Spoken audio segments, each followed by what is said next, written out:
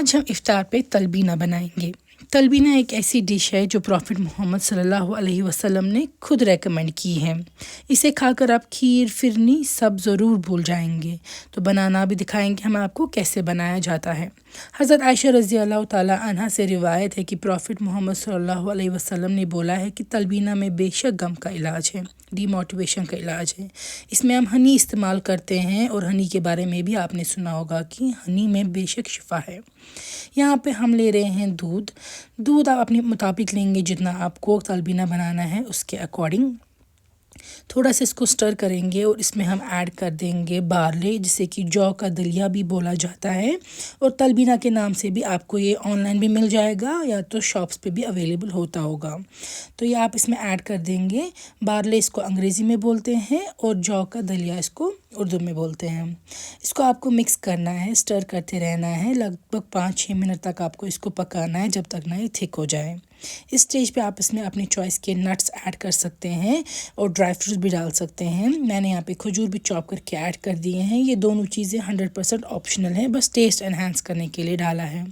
اس میں چینی کا استعمال نہیں کر رہی ہوں بلکہ ہنی کا استعمال کر رہی ہوں، اور آپ صلی اللہ علیہ وسلم نے فرمایا ہے کہ 3 چیزوں میں شفا ہے، جس میں کہ شہد ایک ہے۔ اس کو ہم اچھے سے مکس کر دیں گے اور تلبینہ کو ڈش آؤٹ کریں گے۔ آپ چاہیں تو یہ گرم بھی کھا سکتے ہیں یا ٹھنڈا، جیسے آپ کو من پسند کریں۔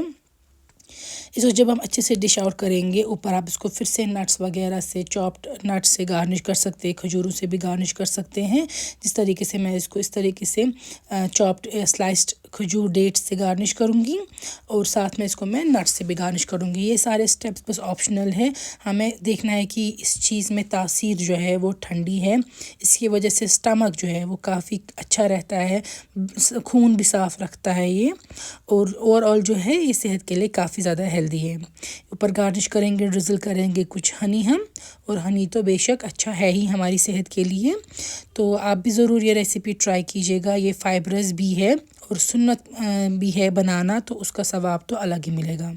امید ہے آپ کو یہ ریسیپی اچھی لگی ہوگی۔ آپ بھی تلبینہ ضرور ٹرائی کریں گے اور گھر پہ کھایا کیجیے گا۔ یہ سنت کی ریسیپی ہے، ریوائیو کرنا اس کو بہت ہی اچھی بات ہے، اور اس کے بینیفٹس میں اینڈ پہ اٹیچ کر دوں گی۔ حدیث میں تو آیا ہی ہے کہ اسے غم دور ہو جاتا ہے۔ اس میں لکھ کر ہے کہ یہ ہارٹ کے لیے اچھا ہے، بلڈ پریشر کے لیے اچھا ہے، تھائرائڈ کینسر پیشنٹ بھی لے سکتے ہیں۔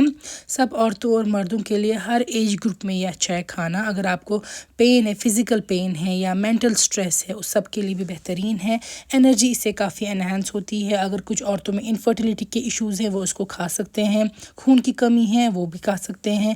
پریگننٹ عورتیں اور فیڈنگ مدرز بھی لے سکتے ہیں، اور اگر آپ کو کانسٹیپیشن وغیرہ ہے وہ بھی ٹھیک ہوگا۔ اس سے آئی کیو لیول جو ہے وہ بچوں کی انکریز ہوتی ہے اور میموری شارپ ہو جاتی ہے۔ تو آپ بھی ضرور ٹرائی کیجیے گا تلبینہ، اور پھر بتائیے گا آپ کو کیسا لگا۔